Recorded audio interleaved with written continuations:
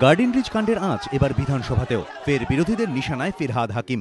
এদিন বিধানসভার অধিবেশনে কংগ্রেসের তরফে দাবি করা হয় যারা প্রকৃত অপরাধী তাঁরা যেন আড়ালে না থেকে যায়। পাশাপাশি কংগ্রেস বিধায়কদের দাবি মূল অভিযুক্তের হয়ে প্রকাশ্যে ফিরহাদ হাকিম যেভাবে সাফাই দিয়েছেন তাই তাকেও জেরা করা হোক। বিভিন্ন সময় ক্যামেরার সামনে ফিরহাদ হাকিমের কথোপকথনের ফুটেজ খতিয়ে দেখার দাবিও তোলেন তারা।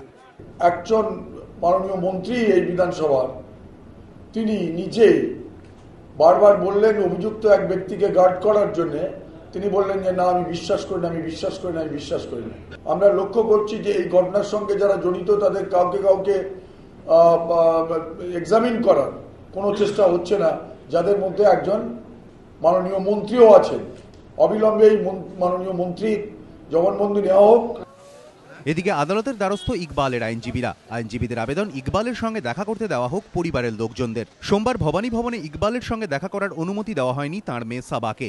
এরপর মঙ্গলবার এ বিষয়ে আলিপুর আদালতে আবেদন জানান ইকবালের আইনজীবীদের আবেদন ইকবালের সঙ্গে দেখা করতে দেওয়া হোক পরিবারের লোকেদের।